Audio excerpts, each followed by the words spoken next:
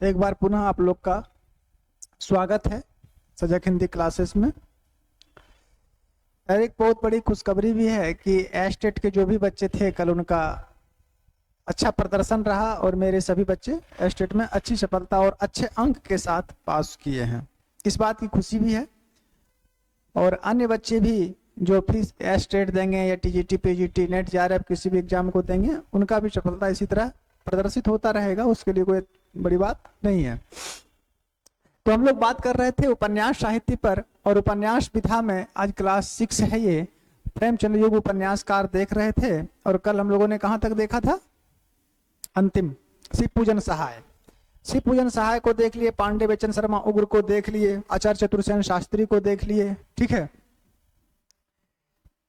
विशंबरनाथ शर्मा कौशिक का 3 उपन्यास था, दिखाए तो थे। तो ये सब को देख लिए। अब आगे आज हम लोग पढ़ते हैं प्रेमचंद्र युगीन उपन्यासकार में अगले उपन्यासकार जो हैं, आज निराला जी को सबसे पहले देख लेते हैं। नंबर 1 सूर्यकांत त्रिपाठी निराला।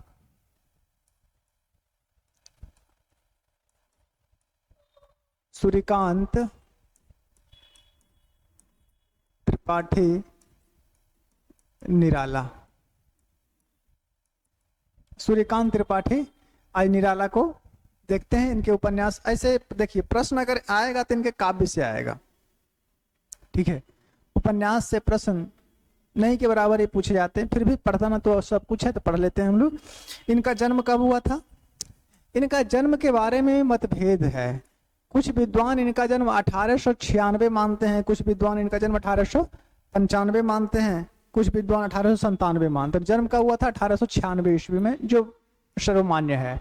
अगर निधन की बात करें कि इनका देहावसान कब हुआ, निधन कब हुआ, तो इनका निधन हुआ था 1961 ईस्वी में इनका निधन हो गया।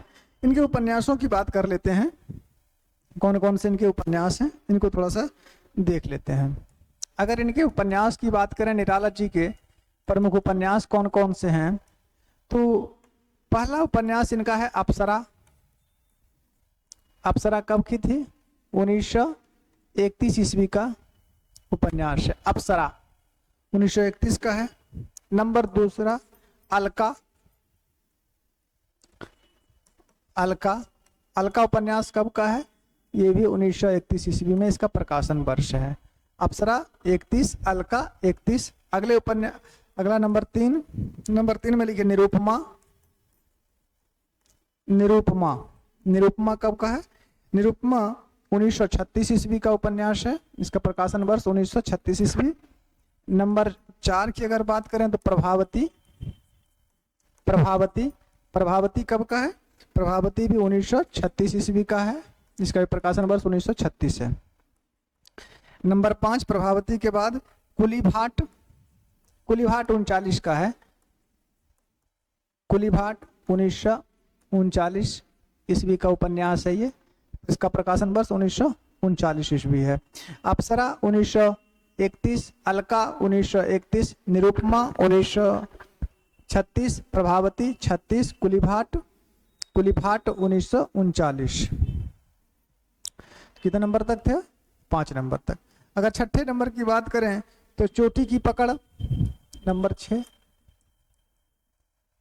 चोटी की पकड़। चोटी की पकड़ उपन्यास कब की थी? चोटी की पकड़ उपन्यास जो है ये 1946 ईस्वी की है। 1900, इसका प्रकाशन वर्ष कब है? 1946 ईस्वी। चोटी की पकड़ के बाद काले कारनामे नंबर 7 में। हाँ, काले कारनामे। काले कारनामे कब की है? काले कारनामे 1949 ईस्वी का उपन्यास में। काले कारनामे का प्रकाशन 1950 में हुआ था, 1950 मार्च में। उसके बाद नंबर 8 बिल्ले सुर बकरिया।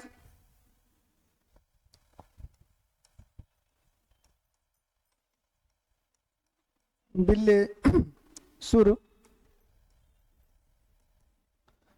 बकरिया। बिल्ले सुर बकरिया का प्रकाशन वर्ष क्या है? तो बिल्ले सुर बकरिया उपन्यास लिखी गई थी 1942 ईस्वी में, इसका प्रकाशन वर्ष 1942 माना जाता है। और एक उपन्यास और लिख लीजिए 9 नंबर में, चमेली। चमेली का प्रकाशन वर्ष ऐसे कहीं मिला नहीं है मुझे आज तक।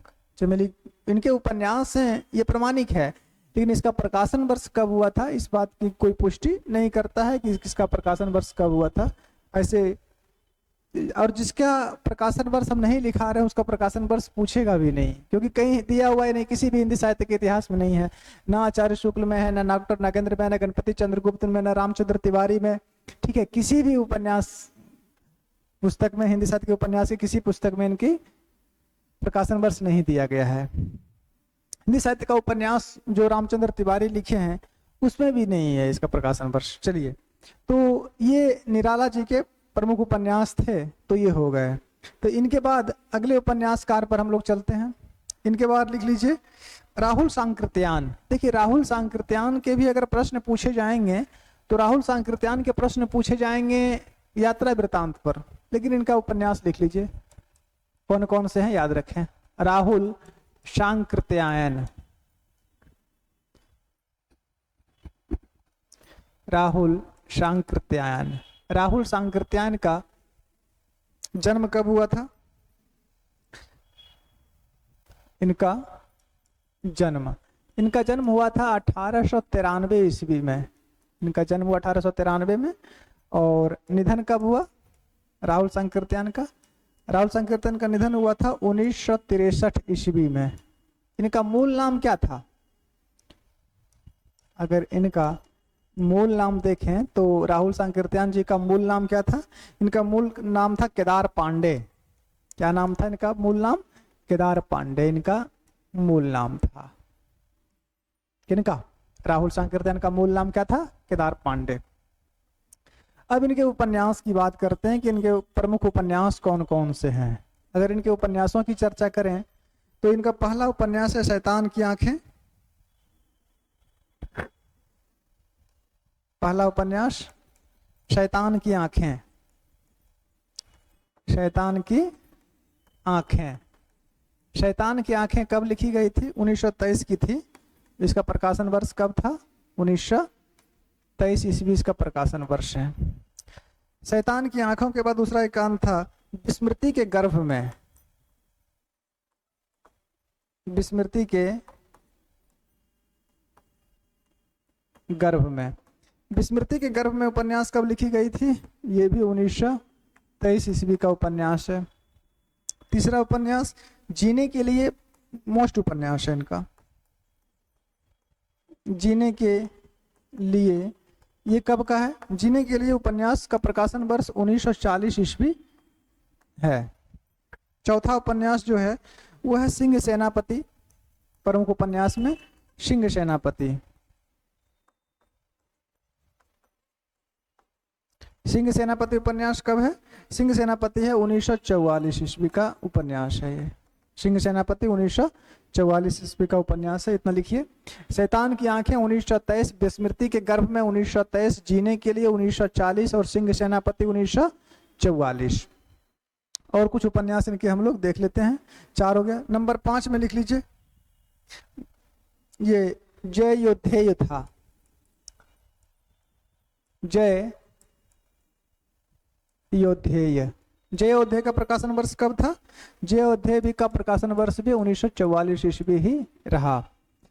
जय योद्धेय के बाद अगला प्रमुख इनका जो उपन्यास है जय योद्धेय के बाद वो है मधुर स्वप्न। मधुर स्वप्न। मधुर स्वप्न का प्रकाशन वर्ष कब था? मधुर स्वप्न का प्रकाशन वर्ष 1949 ईस्वी माना जाता है। 1949। अगला उपन्यासकार लिखिए दिवोदास। दिवोदास ये मोस्ट उपन्यास है इनका। दिवोदास। दिवोदास कब का है? ये 1963 ईस्वी का उपन्यास है। थोड़ा इसको याद रखिएगा। दिवोदास किसका उपन्यास है? देवदास नहीं है, दिवोदास है। काशी का शासक था ये दिवोदास, उन्हीं के बारे में इसमें बात कही गई है। दिवोदास ऐतिहासिक उपन्यास है। और इतना ही काफी है। ये प्रमुख उपन्यास था राहुल सांकृत्यायन जी का। राहुल सांकृत्यायन के बाद अगले उपन्यासकार हैं सियाराम शरण गुप्त, मैथिली शरण गुप्त के भाई। तो ये कितने नंबर पर थे? दूसरे। नंबर 3 पर हम लोग चलते हैं और लिखते हैं सियाराम, नहीं लिखे हैं, लिख लीजिए।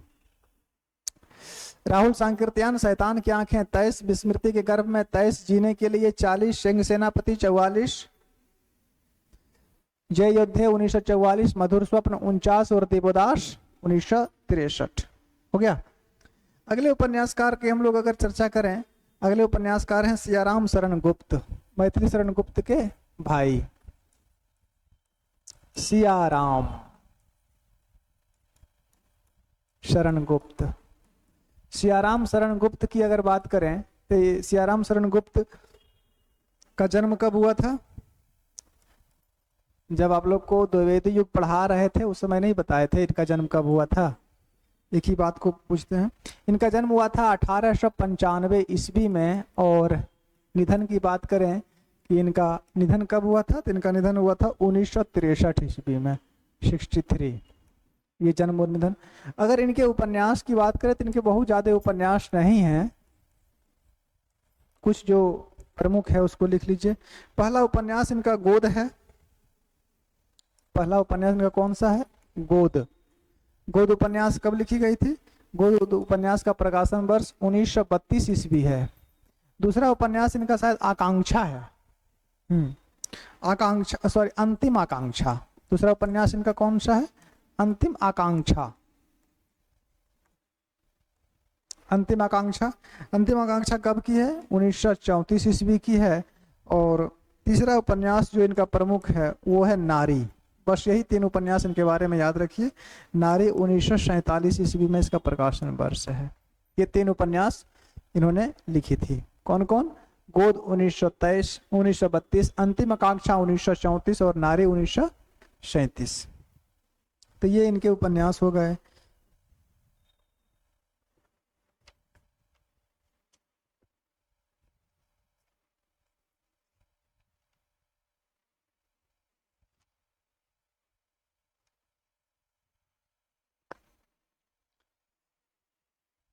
हो गया। चलिए अब प्रेमचंद युग में हम लोग जो पढ़ रहे थे, प्रेमचंद युग में सभी उपन्यासकार को हम लोग देख लिए हैं। एक बचे हैं जिनके नाम पर इस युग का नाम प्रेमचंद युगीन पड़ा, प्रेमचंद पड़ा। तो प्रेमचंद को ही पढ़ना है और प्रेमचंद के सभी उपन्यासों को देखना है। तो हम लोग शुरू करते हैं, प्रेमचंद से ही शुरू करते हैं। अभी हम लोगों ने किनको किनको देख लिया? निराला जी को देख लिया, निराला जी के बाद राहुल सांकृत्यान को देख लिया, और इनके बाद सियाराम शरण गुप्त को देख लिया। इसके पश्चात हम शुरू करते हैं प्रेमचंद नंबर 4। प्रेमचंद को शुरू करते हैं। अगर इनका समय देखा जाए कि तो प्रेमचंद का जन्म कब हुआ था? 1880 ईस्वी में हुआ था। और इनका निधन कब हुआ? 1880 में जन्म हुआ तो निधन कब हुआ था? 1936 ईस्वी में इनका निधन हुआ था। ठीक है, 1880 में जन्म और 1936 में इनका निधन। इनके उपनाम कौन कौन से हैं? अगर इनके उपनाम, उपन्यास की बात नहीं कर रहे, उपनाम के, इनके उपनाम कौन कौन से हैं? तो इनको कथा सम्राट भी कहा जाता है। पहला उपनाम हो गया, इनको कथा सम्राट भी कहा जाता है। इनको उपन्यास सम्राट भी कहा जाता है। इनको उपन्यास सम्राट भी कहा जाता है। कहानी में जब पढ़ा रहे थे तो उस समय तो पढ़ा दिए थे ना ये सब चीजें। अच्छा, आप लोग नहीं पढ़े, ऑफलाइन वाले पढ़े थे। तो कथा सम्राट, उपन्यास सम्राट। इनको कलम का मजदूर भी कहा जाता है। कलम का मजदूर भी कहा जाता है। कलम का मजदूर किसने कहा था इनको? मदन गोपाल ने कहा था। इन्होंने इनकी जीवनी लिखी थी, मदन गोपाल ने इनको कहा था। मदन गोपाल। इनको कलम का सिपाही भी कहा जाता है। कलम का सिपाही भी इनको कहा जाता है। कलम का सिपाही प्रेमचंद को किसने कहा था? इन्हीं के पुत्र अमृत राय ने इनकी जीवनी जब लिखी थी तो वो कहा था, अमृत राय, इन्हीं के छोटे पुत्र थे अमृत राय, साहित्यकार ही हुए, और अमृत राय ने ही इनके अंतिम उपन्यास जो अपूर्ण रह गई थी मंगलसूत्र का भी प्रकाशन किया था, पूरा भी किया था। तो कथा सम्राट कहा जाता है, उपन्यास सम्राट कहा जाता है, कलम का सिपाही कहा जाता है, कलम का मजदूर कहा जाता है। इनको भारत का चुसूल भी कहा जाता है। चुसूल एक चीन के बहुत बड़े उपन्यासकार हुए थे, तो भारत का चुसूल भी कहा जाता है, और भारत का मैक्सिम गोर्की भी इनको कहा जाता है। तो इसमें एक याद रख लीजिए, इनको भारत का चुसूल कहा जाता है। ये प्रश्न पूछा जा सकता है, भारत का चुसूल। ऐसे ये सब चीजें हम लिखवा चुके हैं आप लोगों को, कहानी जब पढ़ा रहे थे। तो इनको भारत का चुसूल भी कहा जाता है। किनको कहा जाता है? प्रेमचंद्र को कहा जाता है। और उपनाम है तो इनको भारत का मैक्सिम गोर्की भी कहा जाता है। इनको प्रेमचंद जी को कहा जाता है। ये इनके उपन्यास हो गए, सॉरी उपनाम हो गए। अब इनके उपन्यासों की चर्चा करते हैं। जन्म 1980, सॉरी जन्म 1880, निधन 1936, उपनाम, ये 5 उपनाम हम लोग देख लिए। अब इनके उपन्यास की चर्चा हम लोग आगे करते हैं। अगर इनके उपन्यास को देखें तो इन्होंने उपन्यास जो लिखा है, तो प्रारंभ में तो ये उर्दू में लिखा करते थे, उसके बाद इनके कुछ उपन्यासों का हिंदी रूपांतरण भी हुआ है, और फिर अंत में ये हिंदी उपन्यास भी लिखने लगे थे। तो इनके पहले हम उन उपन्यासों की चर्चा करते हैं जो उर्दू में लिखे गए थे। नंबर 1 में लिखिए, उर्दू में लिखित उपन्यास। उर्दू में लिखित उपन्यास। अगर उर्दू में लिखित उपन्यास की हम लोग चर्चा करें, उपन्यास में पहला उस उपन्यासों को देख लेते हैं जिसकी रचना इन्होंने उर्दू भाषा में की थी। ठीक है, तो उर्दू में लिखित उपन्यास की अगर बात करें तो उर्दू में इनका जो पहला उपन्यास आया था, जिसका प्रकाशन वर्ष 1903 ईस्वी माना जाता है, वो उपन्यास था असरारे माबिद। असरारे माबिद, माविद, असरारे माविद, इस नाम से इन्होंने लिखा था, और जिसका हिंदी नाम हुआ देवस्थान का रहस्य। हिंदी नाम क्या हुआ? देवस्थान का रहस्य। ये इसका हिंदी नाम हो गया, देवस्थान का रहस्य। असरारे माविद के नाम से प्रकाशित हुई, और इसका हिंदी नाम क्या पड़ा? देवस्थान का रहस्य। जब इसका रूपांतरण किया गया तो इसका नाम असरारे माविद का हिंदी क्या हो जाता है?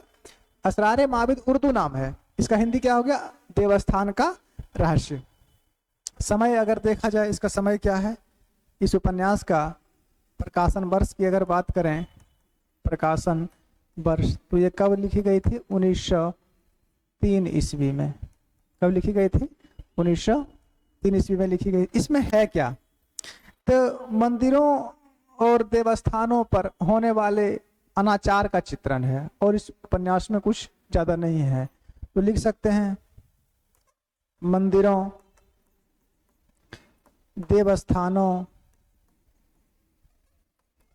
मंदिरों देवस्थानों आदि पर, आदि में होने वाले, मंदिरों देवस्थानों आदि में होने वाले अनाचारों का चित्रण, अनाचारों का चित्रण इस उपन्यास में किया गया है। असरारे माविद, देवस्थान का रहस्य, प्रकाशन वर्ष 1903 ईस्वी।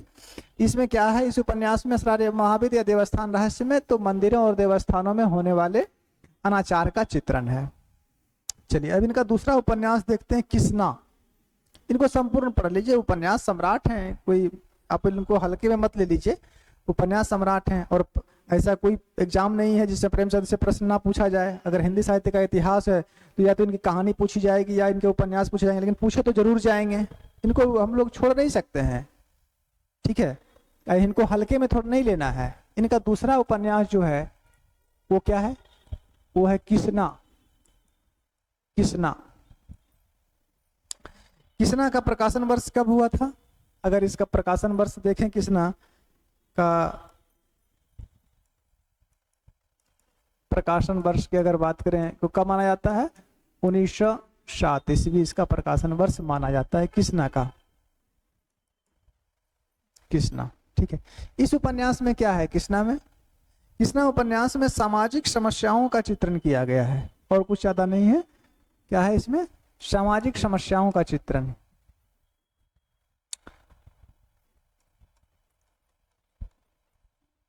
सामाजिक समस्याओं का चित्रण हो गया है इस उपन्यास में। बस इतना ही इसके बारे में याद रखें। कृष्णा प्रकाशन वर्ष 1907, सामाजिक समस्याओं का चित्रण है इस पर। अगले उपन्यासकार देखते हैं रूठी रानी। नंबर 3 की अगर बात करें जो उर्दू में रचित है तो वो कौन सी है? रूठी रानी। रूठी रानी। रूठी रानी का समय क्या है? रूठी रानी का समय भी 1907 ही ईस्वी है। अगर इसका प्रकाशन वर्ष देखा जाए कि ये कब लिखी गई थी तो इसका प्रकाशन वर्ष भी 1907 ईस्वी है। इस उपन्यास में क्या है? इस उपन्यास में पारिवारिक समस्याओं का चित्रण है। थोड़ा इन सब बातों को याद रखें, ये सब मूल तथ्य हैं। पारिवारिक समस्याओं का चित्रण है इस उपन्यास में। पारिवारिक समस्याओं का चित्रण इस उपन्यास में किया गया है। किसमें? तो रूठी रानी में किया गया है, प्रकाशन वर्ष 1907। कृष्णा में क्या है? इसका प्रकाशन वर्ष भी 1907 है, लेकिन इसमें सामाजिक समस्याओं का चित्रण है और रूठी रानी में पारिवारिक समस्याओं का चित्रण है।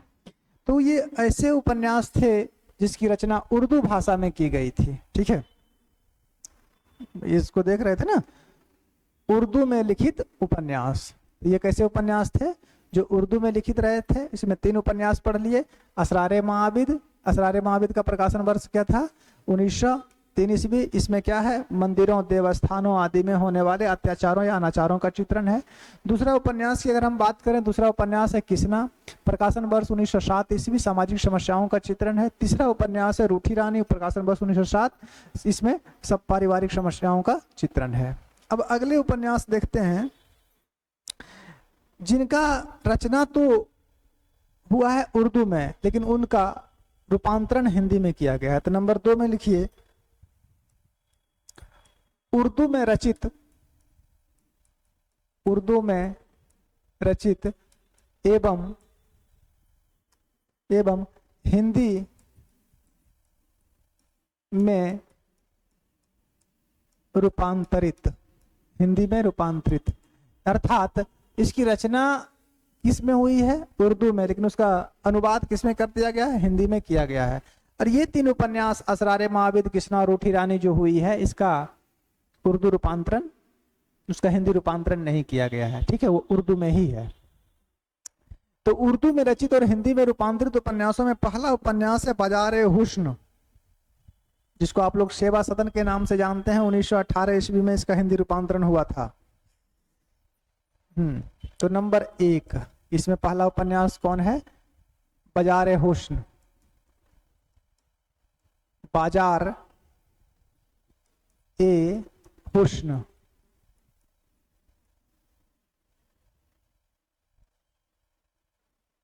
बाजार ए हुस्न। बाजार ए हुस्न उपन्यास को हम लोग देखते हैं। बाजार ए हुस्न की अगर बात करें तो सबसे पहली बात तो यह है कि 1918 ईस्वी में इसका हिंदी रूपांतरण किया गया। किसके नाम से? सेवा सदन के नाम से। ठीक है,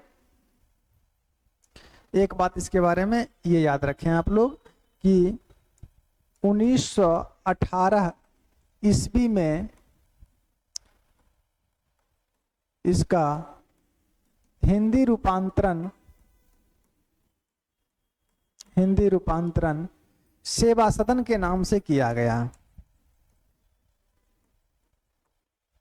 सेवा सदन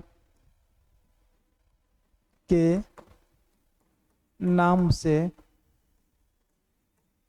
किया गया। एक बात तो ये हो गई बाजार हुस्न की बात कि 1918 ईस्वी में इसका हिंदी रूपांतरण किस नाम से किया गया? तो सेवा सदन के नाम से किया गया। इसमें क्या चित्रित किया गया है? इसमें विवाह से जुड़ी समस्याओं का चित्रण किया गया, जैसे दहेज प्रथा हो गई, अनमेल विवाह हो गया, कुलीनता हो गया, विवाह में होने वाले, विवाह के बाद पत्नी का स्थान आदि का इसमें चित्रण किया गया। थोड़ा सा लिख लीजिए इसके बारे में, महत्वपूर्ण उपन्यास है ये, लिख लीजिए। इसमें विवाह से जुड़ी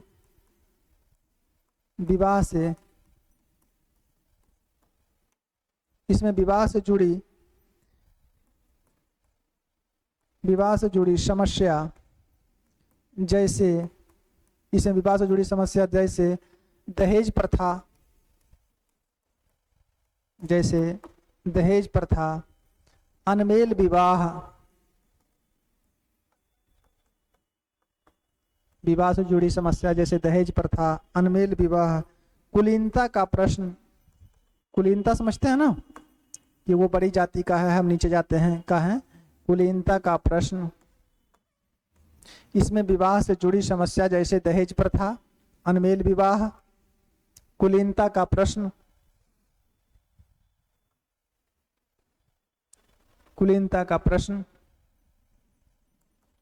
आदि का चित्रण है।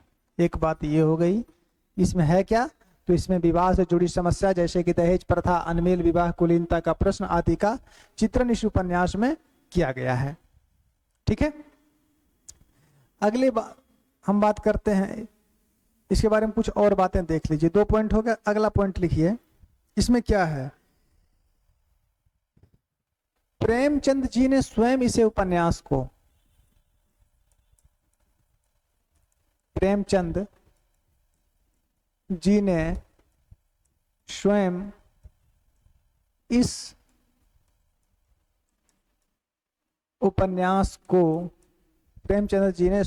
उपन्यास को क्या कहा है, उस उपन्यास को हिंदी का बेहतरीन नॉवेल कहा है।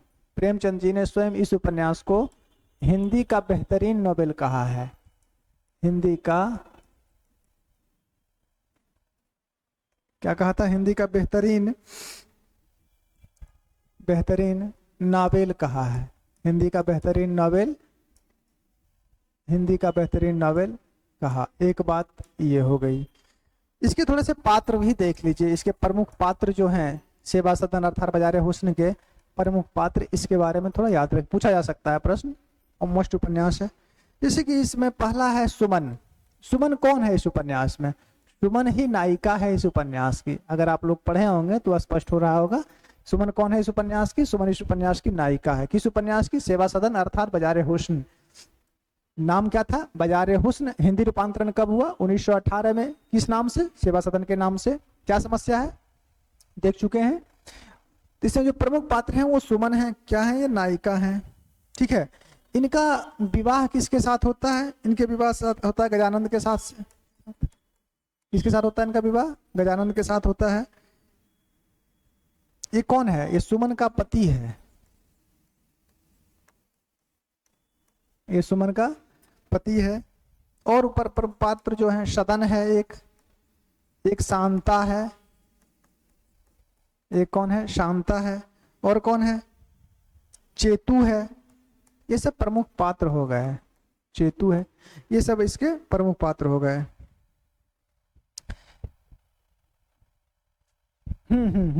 इसमें वैश्याओं की जिंदगी का भी चित्रण किया गया है।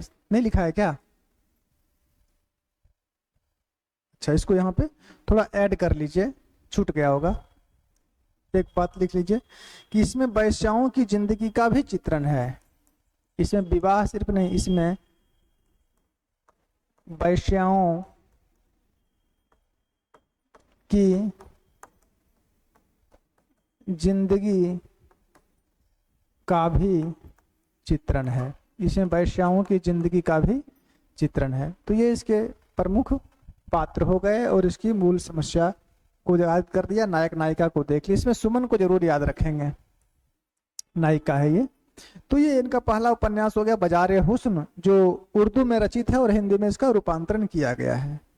इसके बाद अगले उपन्यास को देखते हैं। जलवाए निसार था ना, जलवाए इसार दूसरा उपन्यास है। क्या नाम है, जलवाए इसार। जलवाए इसार, जलवाए इसार। इस उपन्यास को थोड़ा सा देखते हैं कि इसका रूपांतरण किस नाम से हुआ था। अगर थोड़ा सा आप लोग को दिक्कत हो रही है तो ऐसे कर सकते हैं। समय बाजार हुस्न यहाँ लिख लीजिए, सेवा सदन। अब स्पष्ट हो गया। बाजार हुस्न अर्थात सेवा सदन, अब याद रहेगा ना। प्रकाशन वर्ष यहाँ है ही 1918 ईस्वी। चलिए, तो जलवा इसार इसका क्या नाम था? वरदान के नाम से प्रकाशित हुई थी। कब? 1921 में। यहाँ लिख लीजिए वरदान। अब स्पष्ट हो गया। लिख सकते हैं इसके बारे में कुछ बातें, ज्यादा महत्वपूर्ण नहीं है ये, फिर भी। कब हुआ था? 1921 में। 1921 में वरदान नाम से हिंदी में क्या किया गया? रूपांतरण। कब हुआ था? इसका उपनाम 1921 ईस्वी में किस नाम से? वरदान के नाम से इसका हुआ। इसमें क्या समस्या है? इस उपन्यास में समस्या क्या है? इसमें प्रेम और विवाह की समस्या का चित्रण है, ज्यादा कुछ नहीं है। प्रेम व विवाह की समस्या का चित्रण इस उपन्यास में किया गया है। प्रेम व विवाह की समस्या का इसमें चित्रण किया गया है। अगले उपन्यास को देखते हैं। गौ से आफियत प्रेमाश्रम को कहा नाम है वो। नंबर 3 की अगर बात करें, तीसरा उपन्यास प्रेमाश्रम को ही कहा गया है गौ से आफियत। गौश ए आफियत, गौशे आफियत, गौशे आफियत। इसका हिंदी नाम क्या पड़ा? प्रेमाश्रम नाम पड़ा। प्रेमाश्रम के बारे में आपको कुछ बताए होंगे कि ये हिंदी का पहला कैसा उपन्यास है? प्रगतिवादी उपन्यास माना जाता है। किसने कहा था इसको? नामवर सिंह ने कहा था। गौर से आफियत, इसके बारे में कुछ बातें देख लेते हैं। पहली बात तो ये कि इसका प्रकाशन कब हुआ था? तो रूपांतरण 1922 ईस्वी में। 1922 ईस्वी में प्रेमाश्रम, 1922 ईस्वी में प्रेमाश्रम नाम से हिंदी में रूपांतरण। 1922 में प्रेमाश्रम के नाम से किसमें रूपांतरण किया गया? इसका हिंदी में इसका रूपांतरण किया गया है। ये प्रेमचंद्र जी का पहला कैसा उपन्यास है? पहला राजनीतिक उपन्यास है। लिख सकते हैं यह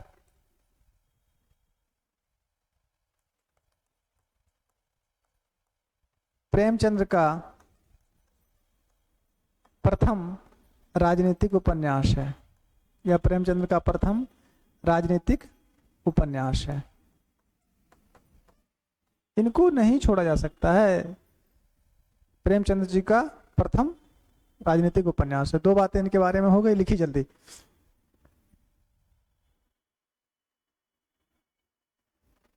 अगले उपन्यासकार अगले पॉइंट की ओर हम लोग बढ़ते हैं। तो 2 पॉइंट हो गया। पॉइंट नंबर 3, इसमें मूल समस्या क्या है? मूल समस्या किसान आंदोलन है। इसका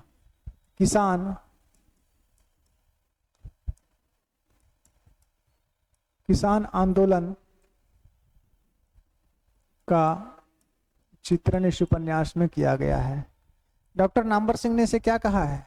डॉक्टर नामवर सिंह ने इसे हिंदी का प्रथम कैसा उपन्यास माना है? प्रगतिवादी माना है।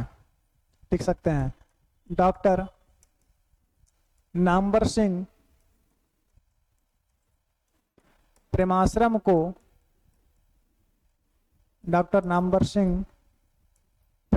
को हिंदी का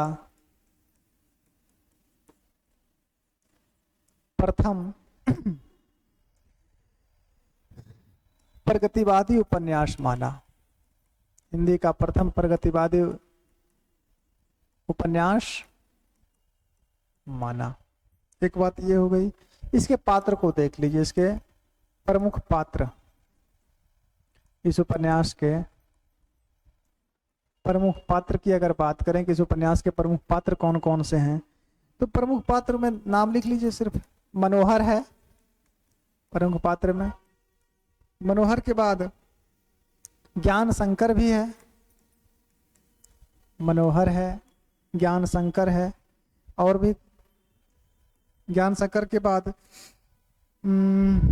गायत्री है। गायत्री के बाद बलराज है। बलराज है। 5वां नंबर में ज्वाला सिंह है इसी उपन्यास में। ज्वाला सिंह है। और कुछ पात्र का नाम लिखेंगे। ज्वाला सिंह के बाद ये क्या नाम था एगो था ना, सिपह सलार। हाँ, सिपह सलार, सिपह सलार गौस खां। सिपह सलार गौस खां, ये इस उपन्यास के क्या हो गए, प्रमुख पात्र हो गए। इसके बाद कितने नंबर पे थे हम लोग? तीसरा नंबर पर गौश आफियत प्रेमाश्रम तक पहुंचे हैं। इसके बाद चौथे नंबर की अगर हम लोग बात करें कि चौथा नंबर का उपन्यास कौन सा था, तो चौथे नंबर के उपन्यास में रंगभूमि को देख सकते हैं हम लोग। इसका उर्दू नाम क्या था? चौगाने हस्ती।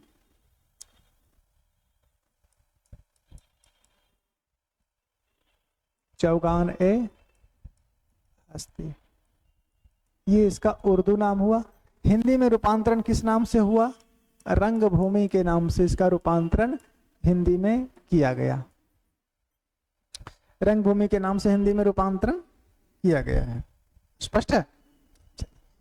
कब किया गया था इसके बारे में बात कर लेते हैं। 25 में किया गया था, याद रखें, लिख लीजिए। 1925 ईस्वी में रंगभूमि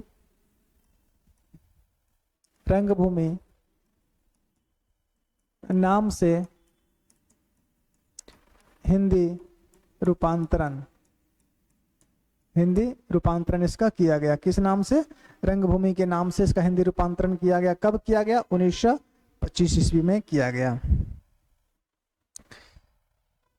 यही नाटक है ना कि इसका जो नायक है कौन है? इसमें सूरदास है। देखिए, इसमें शोषक शोषी की कथा के साथ साथ प्रेम समस्या का भी चित्रण किया गया है, लेकिन एक कथा मुख्य चलती है और एक कथा गौण चलती है, इतना ही अंतर है ना। विनय और सोफिया का प्रेम कथा चलता है, और इधर सूरदास जो शोषक शोषित का प्रतीक है उसी में देख सकते हैं, लिख सकते हैं इसमें। शासक व अधिकारी वर्ग, शासक व आधिकारिक वर्ग के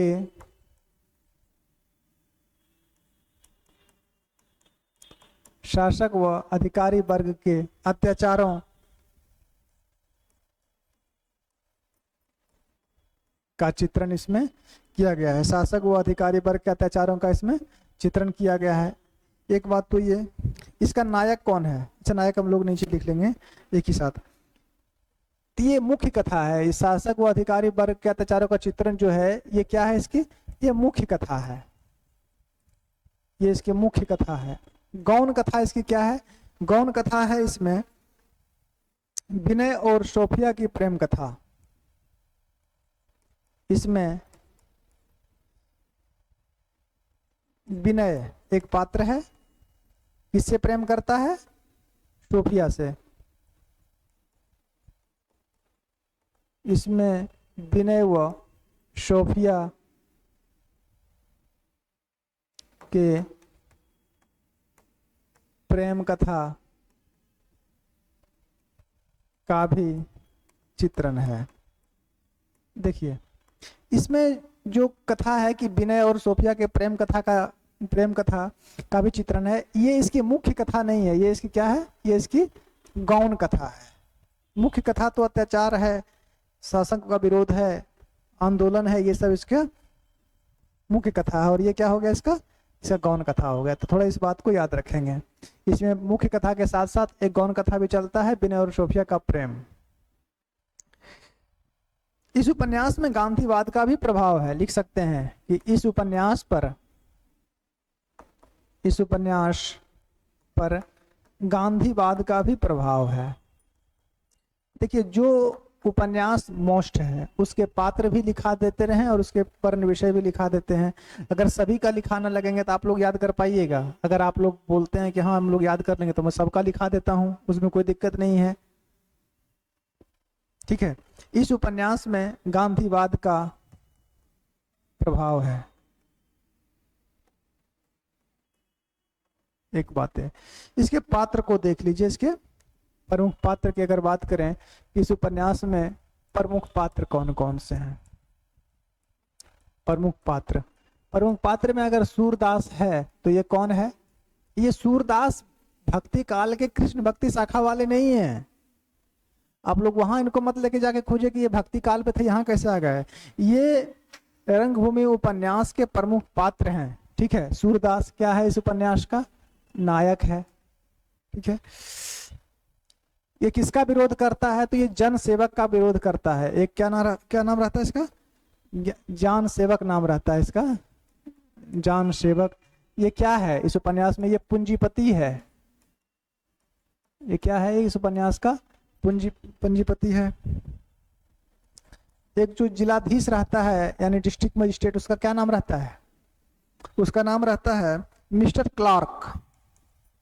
मिस्टर क्लार्क नाम रहता है उसका।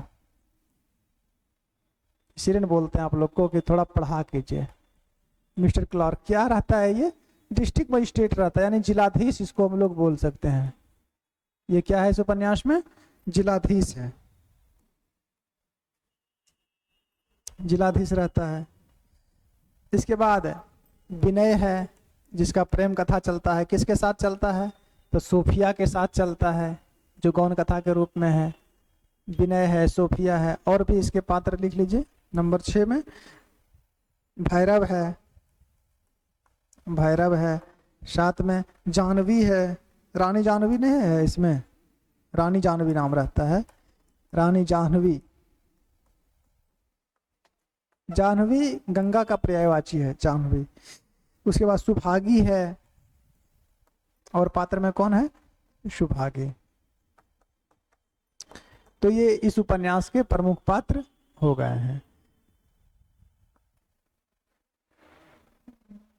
इस उपन्यास के प्रमुख पात्र हो गए हैं।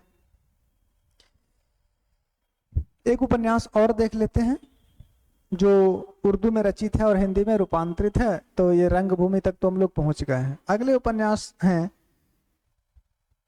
हम खुरमा व हम सवाब। कितने नंबर पर होंगे जी? चौगाने हस्ती। नंबर 5। नंबर 5 की अगर बात करें, नंबर 5 क्या नाम था? हम खुरमा व हम सवाब।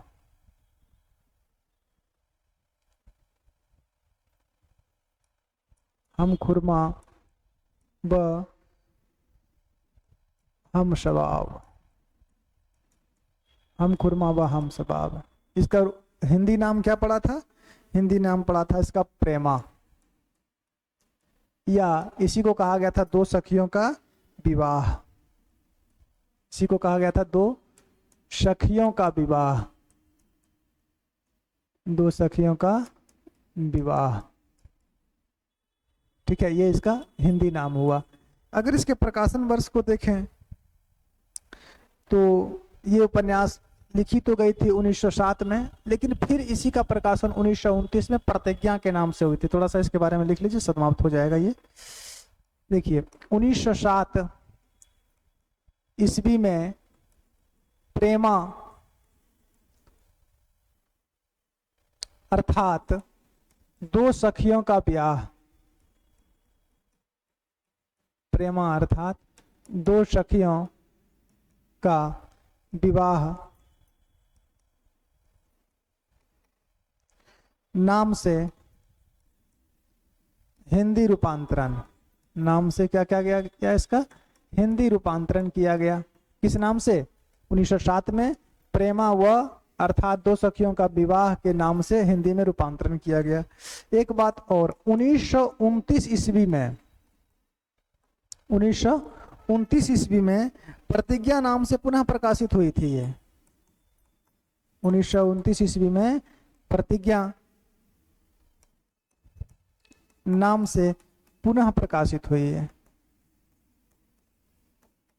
याद रखेंगे, प्रतिज्ञा कुछ अलग नहीं है। अगर प्रतिज्ञा पूछ रहा है तो इसका प्रकाशन वर्ष 1929 हो जाएगा। अगर प्रेमा पूछ रहा है तो प्रकाशन वर्ष 1907 हो जाएगा। इसमें है क्या? इसकी मूल समस्या विधवा विवाह पर केंद्रित है। तो एक बात लिख लीजिए, विधवा विवाह की समस्या, विधवा विवाह की समस्या का चित्रण, विधवा विवाह की समस्या का चित्रण इस उपन्यास में किया गया है। तो ये हम लोग देख रहे थे किसी को जो उर्दू में रचित है और जिसका हिंदी रूपांतरण हुआ है। तो हिंदी रूपांतरण में बस यही 5 उपन्यास आते हैं। उसके बाद प्रेमचंद्र जी के जो उपन्यास हैं, जैसे गवन है, कर्मभूमि है, निर्मला है, कायाकल्प है, गोदान है, मंगलसूत्र है, उसका रूपांतरण हिंदी में हुआ। तो दूसरे भाग में हम लोग पढ़ रहे थे कि हिंदी में, उर्दू में रचित और हिंदी रूपांतरण, और पहले पढ़े कि हिंदी उर्दू में रचित। अब हम लोग पढ़ेंगे कि हिंदी में रचित व प्रकाशित उपन्यास जिसका प्रकाशन और रूपांतरण भी और रचना भी हिंदी भाषा में हुआ था, उसके बारे में हम लोग बात करेंगे।